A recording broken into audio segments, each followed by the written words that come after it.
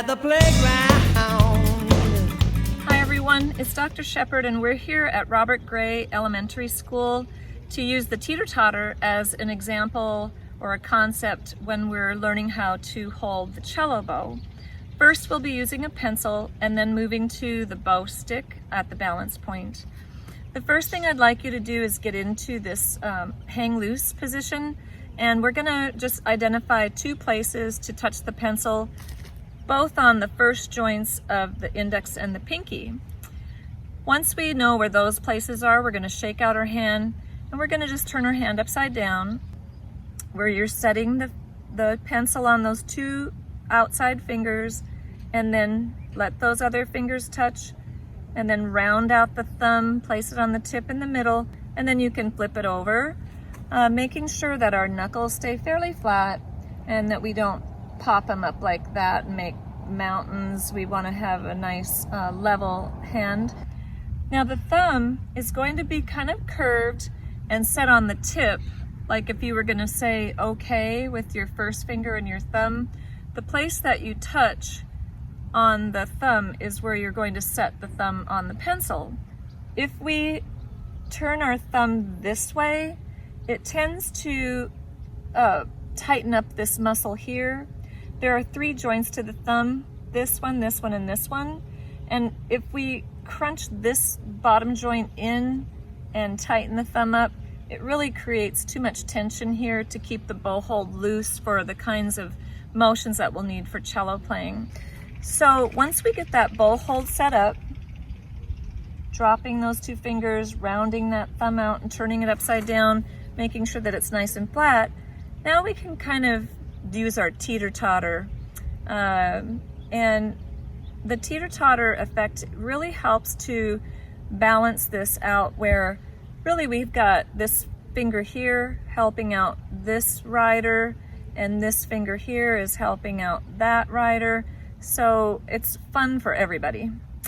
And so the bow hold for a cello is fairly simple to set up, but it's a little bit more difficult to actually maintain when we're playing with the bow. The next step then is to put this bow hold onto the bow stick, but at the balance point. Now that you've used your pencil to identify the places to touch the bow or the pencil, we're going to switch that over to the balance point of the bow.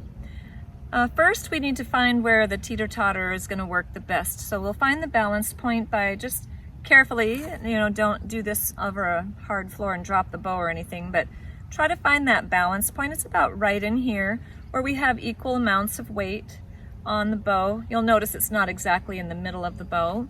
And then we're going to use that area to set our bow hold that we did earlier. So we've got our pinky tip, or pinky first joint, first finger first joint, setting our fingers down here wherever they fall, thumb tip in between the two outside fingers with the rounded shape and the nice flat knuckles.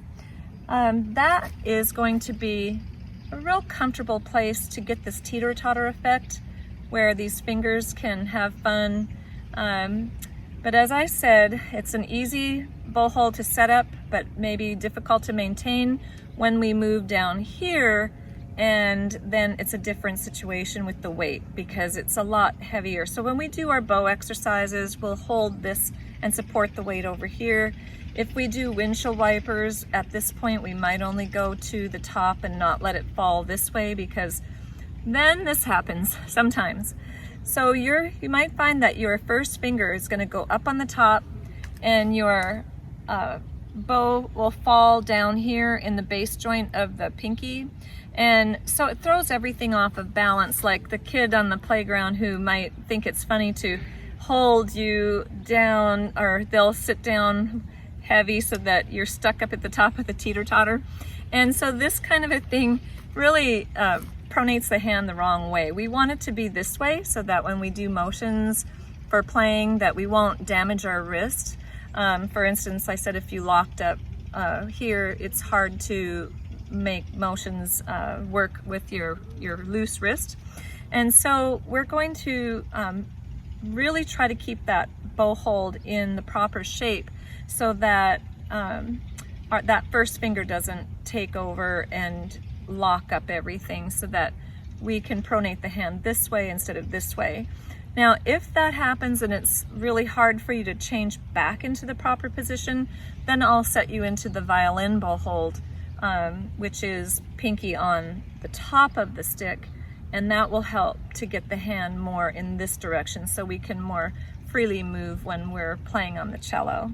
So that's our beginning cello bow hold, and we'll move next to some exercises using the bow hold down here. But for now, let's stay at the balance point so we can have fun on the Teeter Totter. Playing at the playground.